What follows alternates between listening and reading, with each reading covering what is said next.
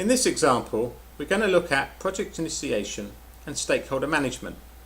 So we need to be clear on what you do at initiation around looking at influence and attitude, around looking at commitment to the project, the benefits by stakeholder group, and the changes that you may require of individuals or groups when you're delivering your implementation to help bring in a successful project. Now, the first thing we need to agree is what do we mean by stakeholder management.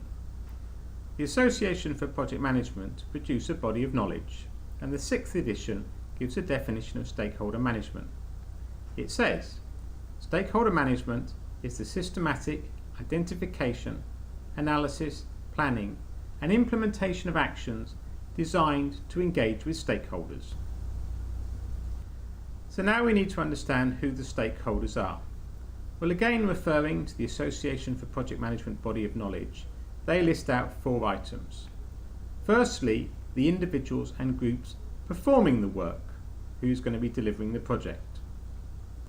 The second are those individuals and groups who are affected by the project or program or its outputs. The third group are the owners, perhaps of the business, shareholders and customers. It may impact on them.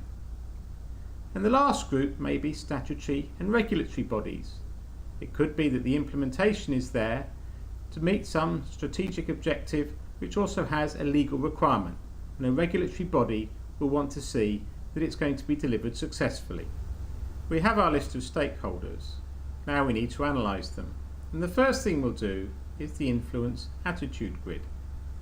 In Gerald Bradley's book, Benefit Realisation Management, he gives us an example of what this can look like.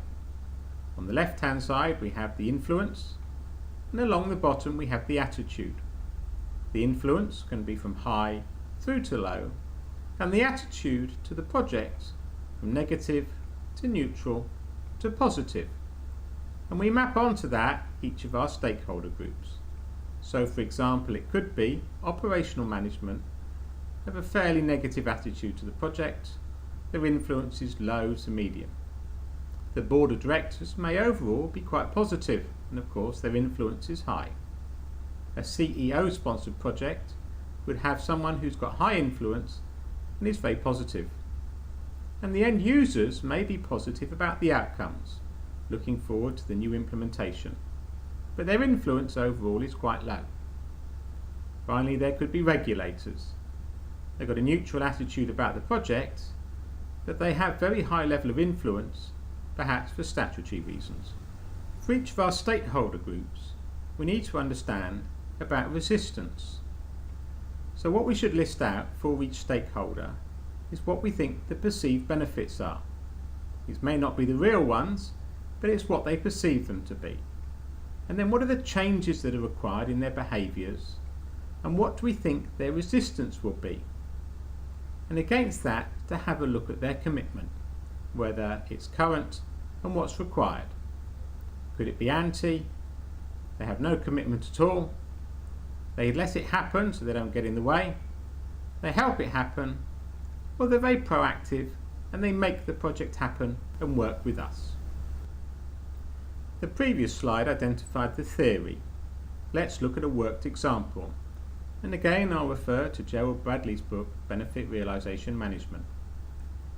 So on the left-hand side, we have our senior management. And the perception is that our project will improve the organisational reputation. One of the changes needed is to amend the way we incentivise our employees. We've got to provide incentives for them to change behaviours. But we recognise that senior management are reluctant to do this. So on their commitment, the current commitment is they don't have that commitment to make those changes. We need to move them along that line to make it happen. So the required commitment is that they will amend the reward structures so that we can help change employee behaviours.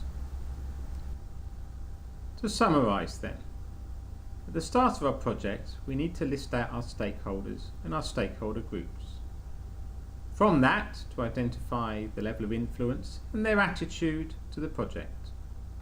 And then to have a look at, for each of those groups or individuals, what are the changes required and what's the anticipated resistance and then from their commitment to say where it currently is and where do we want it to be to get our project successfully delivered. For further information on what we've covered today, there are 2 references. The first one is the Association for Project Management Body of Knowledge, and the second one is Gerald Bradley's book, Benefit Realisation Management. My name's John Chapman. I do hope you have found this of interest. If you'd like to talk with us further about how we can plan and kick off your project and do stakeholder management at initiation, please give us a call. Goodbye.